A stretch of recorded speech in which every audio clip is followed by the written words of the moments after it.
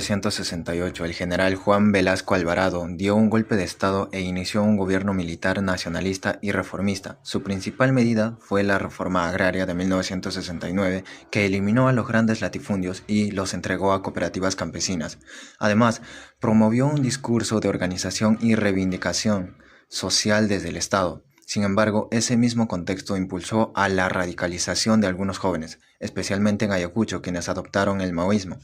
En la Universidad Nacional de San Cristóbal de Huamanga, Abimael Guzmán formó a los cuadros que más tarde fundarían Sendero Luminoso. Durante esta semana analizamos que el apogeo del terrorismo coincidió con una de las peores crisis económicas del Perú durante el primer gobierno de Alan García, mientras grupos como Sendero Luminoso y el MRTA intensificaban la violencia. El país enfrentaba una grave hiperinflación, escasez de productos y una profunda recesión económica. Esta combinación debilitó la capacidad del Estado para responder a la crisis y aumentó la pobreza, el desempleo y la incertidumbre en la población, haciendo a la sociedad mucho más vulnerable frente a la violencia y el colapso económico. Durante esta semana analizamos cómo el gobierno de Alberto Fujimori enfrentó al terrorismo mediante una estrategia contraterrorista que combinó acciones de inteligencia y medidas de excepción. Tras el autogolpe de 5 de abril de 1992 y el atentado de la calle Tarata, el miedo al terrorismo aumentó en todo el país. La captura de Abimael Guzmán en septiembre de ese año marcó el inicio del debilitamiento de Sendero Luminoso y fortaleció el respaldo ciudadano al gobierno.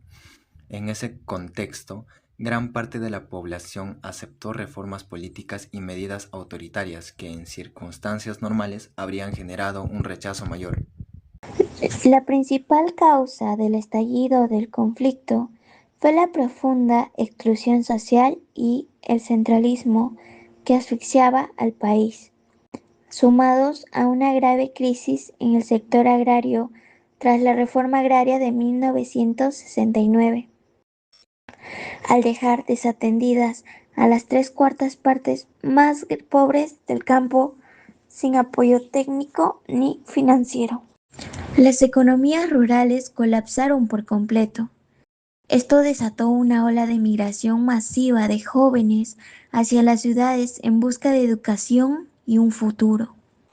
Sin embargo, al llegar, se dieron de bruces con la discriminación, la falta de empleo y la marginación urbana. Se generó así un caldo de cultivo lleno de resentimiento, frustración y desilusión frente a un Estado que parecía darles la espalda. Como podemos ver en esta fuente periodística de 1980 sobre los hechos en Chusquí, Ayacucho, fue justamente en este escenario de olvido donde la organización terrorista Sendero Luminoso inició su autodenominada Guerra Popular. Ellos instrumentalizaron hábilmente ese descontento social, presentándose de forma manipuladora con la única salida radical para los sectores que el país había invisibilizado por décadas. Las consecuencias de esta violencia fueron devastadoras. En primer lugar, provocó un severo trauma social y una migración forzada masiva. La violencia generalizada destruyó las economías locales de la sierra, obligando a miles de campesinos a dejarlo todo para salvar sus vidas. Esto aceleró el crecimiento caótico de barriadas en Lima y otras capitales, donde las familias tuvieron que subsistir en condiciones de extrema marginalidad. Por otro lado, el miedo constante y la incapacidad de los gobiernos de la época para contener el avance del terrorismo terminaron por destruir la credibilidad del sistema de partidos tradicionales. La población civil quedó sumergida en un estado de agotamiento psicológico, desconfianza profunda y desesperación ante la falta de respuestas institucionales frente a la crisis. Este desgaste absoluto de la clase política tradicional fue el que terminó abriendo las puertas de par en par a la antipolítica de la década de 1990.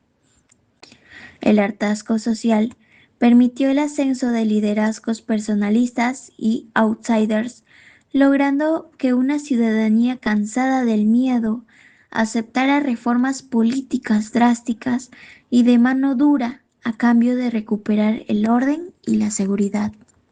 Bueno, ¿me podría explicar cómo fue su vida cotidiana en el terrorismo en los años 80 y 90?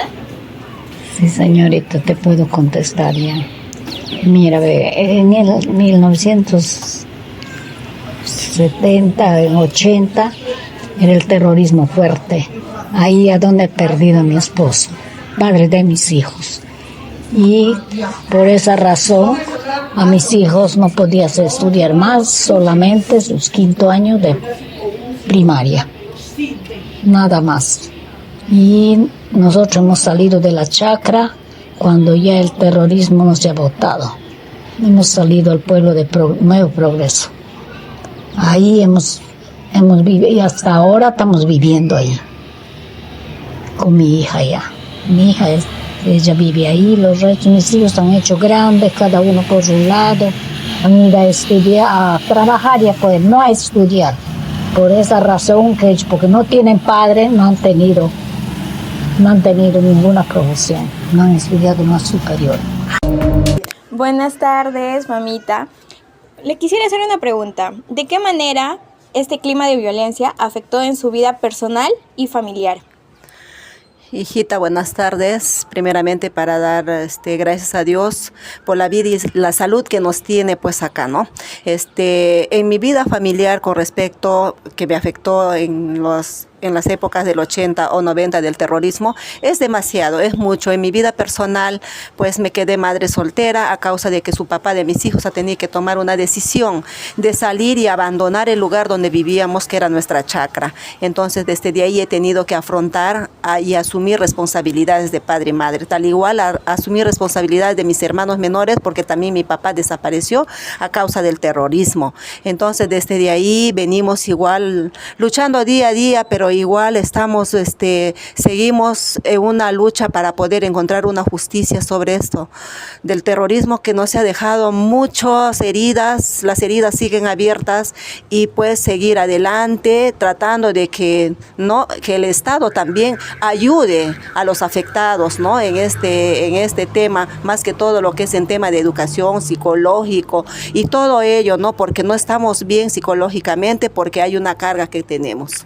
Ya, muchísimas gracias. Como grupo, concluimos que el conflicto armado interno que vivió el Perú durante los años 80 y 90 no fue únicamente consecuencia de la violencia ejercida por los grupos terroristas, sino también del abandono histórico de muchas comunidades, la desigualdad social y la falta de oportunidades que el Estado no atendió a tiempo. Los testimonios de la señora Isuiza y Aliaga nos permitieron comprender el impacto humano de este periodo. La señora Isuiza relató que tras ser abandonada por su esposo, asumió sola la responsabilidad de sacar adelante a sus 2 hijos en un contexto marcado por la violencia y la incertidumbre. Su experiencia refleja la realidad de muchas mujeres que, además de afrontar las dificultades económicas y sociales de la época, se convirtieron en el principal sostén de sus familias. Por otro lado, la señora Aliaga, madre de 7 hijos, sufrió la desaparición de su esposo luego de que éste fuera reclutado por grupos terroristas. A partir de este momento, tuvo que afrontar sola la crianza de sus hijos, afrontando el dolor de la incertidumbre y las consecuencias que la violencia dejó. Desde el punto de vista legal,